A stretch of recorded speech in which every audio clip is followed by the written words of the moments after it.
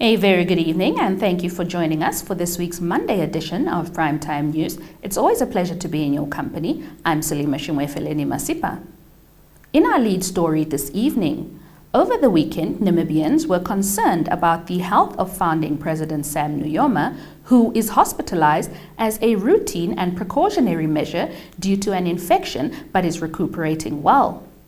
According to a joint press release issued on Sunday by the founding president's personal physician, Dr. Charlie Thete, and personal special assistant to the founding president, Paul Shipale, he is in stable condition. Lydia Pitiri filed our lead story.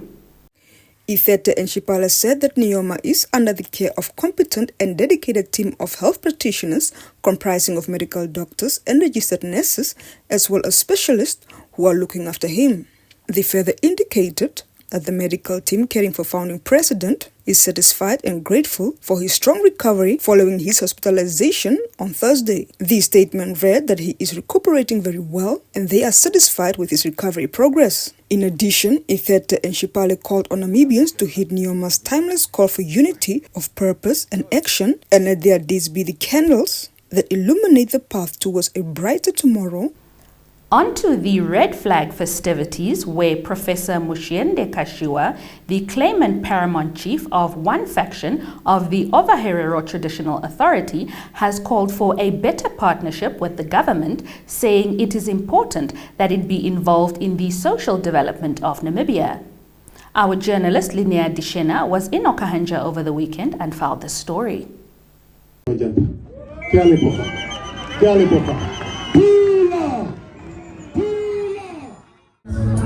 The 5 pillars represent good governance, transparent governing system, education and well-being.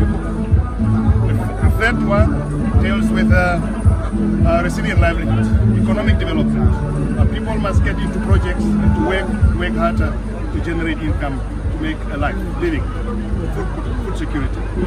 The fourth point deals with the genocide reparation issue, so that you know very well. So we have touched on that. Basically, I have highlighted the question of the JG. We have rejected it in total. We hope for fresh negotiations, but we are in court now with government. They will not succeed. We will never stop on this thing until, even if it takes another 100 years. The last point really was on this third pillar point is that of partnership, collaboration, working together. A government is our first partner, so we really want to have a better relationship. So I highlight another point along that in fact the people that are frustrating the relation between the Regional Authority and government are those who employed people, like the governors of those two regions.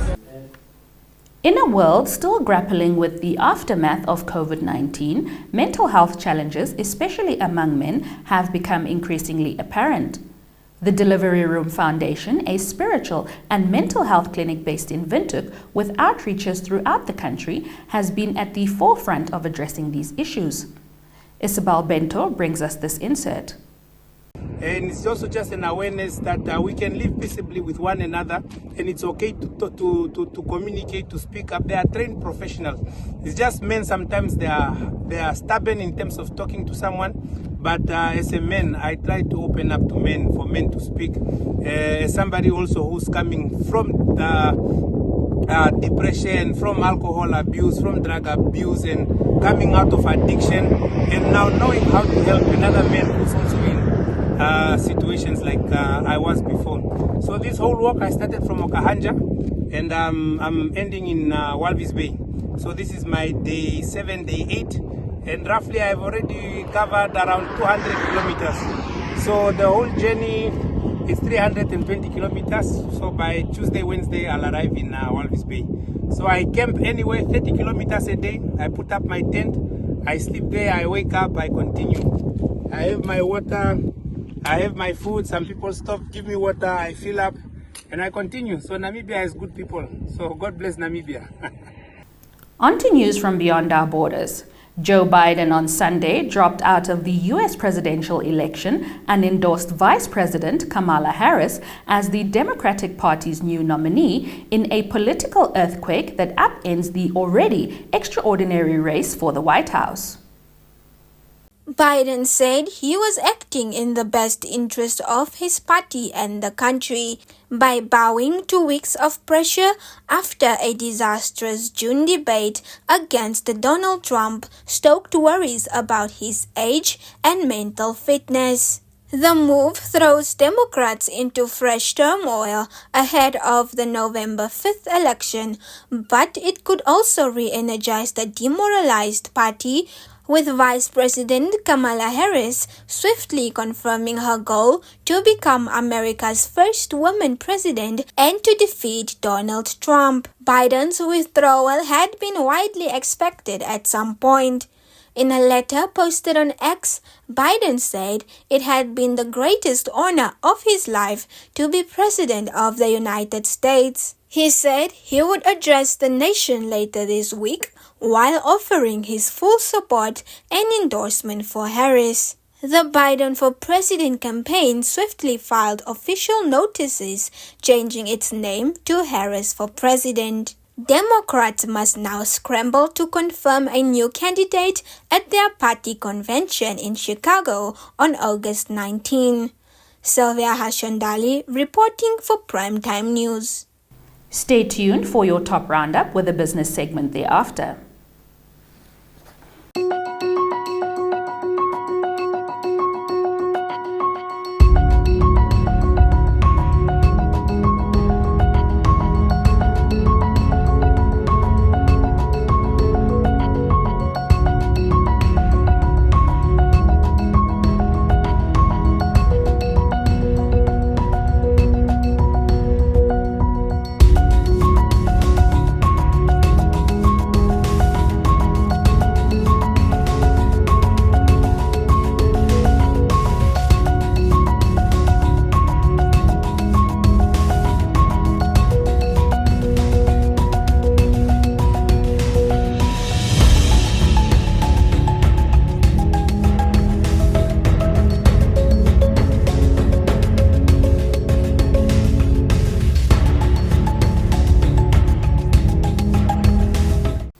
Welcome to Primetime Biz, your premier source for all things business related.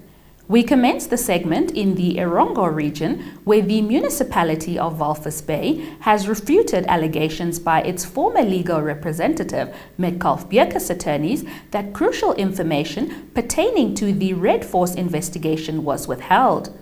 Our coastal-based correspondent, Isabel Bento, brings us this insert. Metcalf Beerkus attorneys were appointed by the Walvis Bay municipality to look into the debt collecting contract awarded to Red Force debt collectors.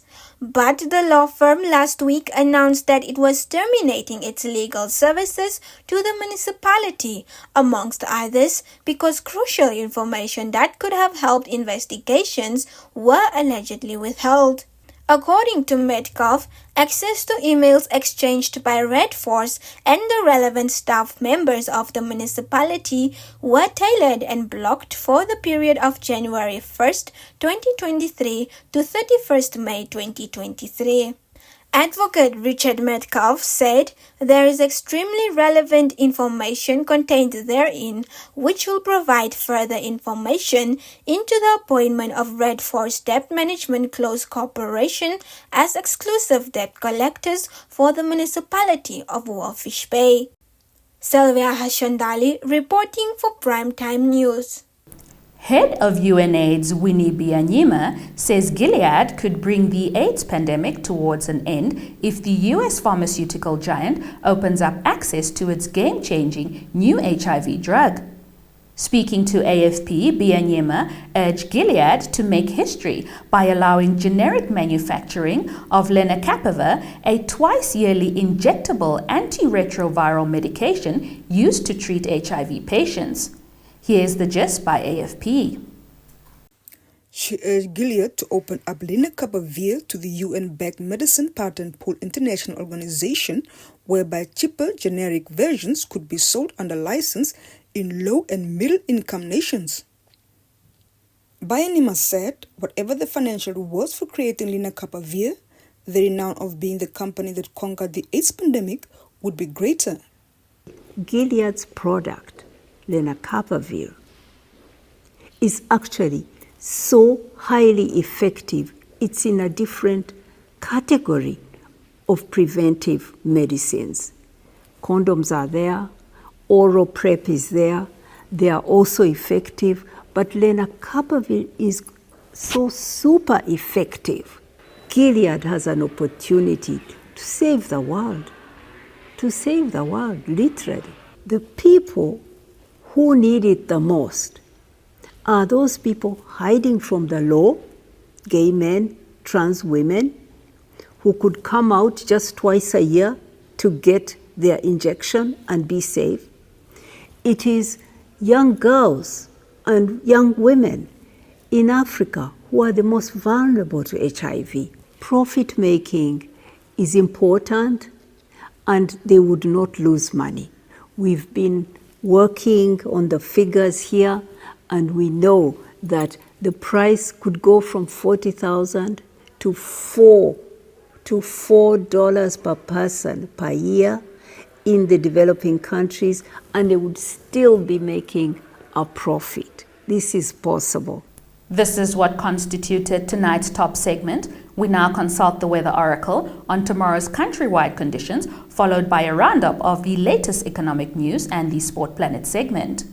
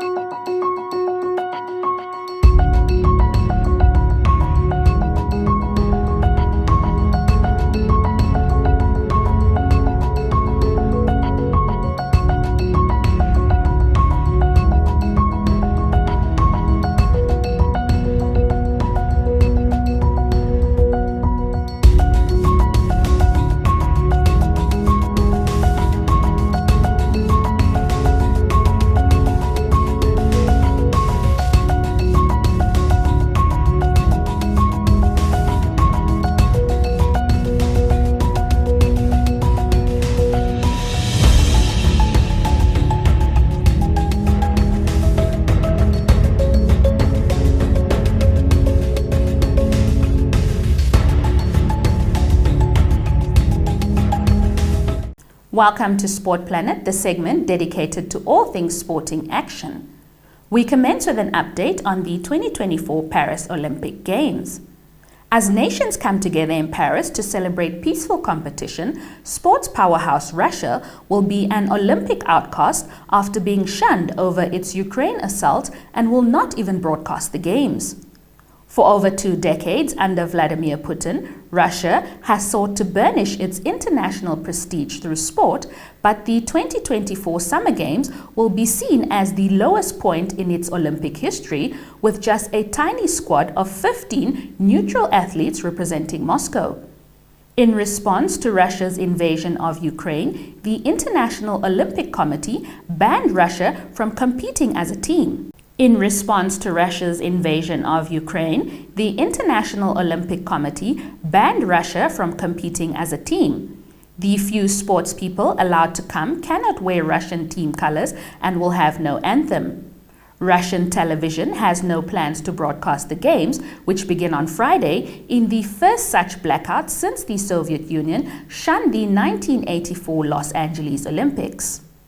On to the high-octane world of Formula One. Max Verstappen was handed a public rebuke by his own engineer on Sunday when he blamed Red Bull's strategy for finishing a frustrated 5th after surviving a collision with Lewis Hamilton at the Hungarian Grand Prix. The Drivers' Championship leader and 3-time world champion crashed into Hamilton on lap 63 of the 70-lap race.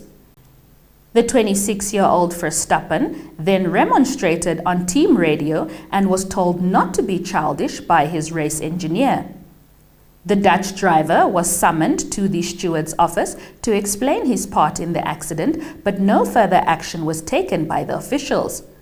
Verstappen had ranted in a series of radio messages, many including profanities about his car strategy and the accident that most observers promptly said was his fault. When Verstappen blamed Hamilton for the collision by moving in his braking zone, his normally mild-mannered engineer, Gianpiero Lambiase, replied angrily, "I'm not even going to get into a radio fight with the other teams, Max," he said. "We'll let these stewards do their thing. It's childish on the radio, childish." Verstappen defended his behavior. "I don't know why people think that you cannot be vocal on a radio," he said. "This is a sport, and if some people don't like that, then stay home," he added. Stay tuned for your sports roundup.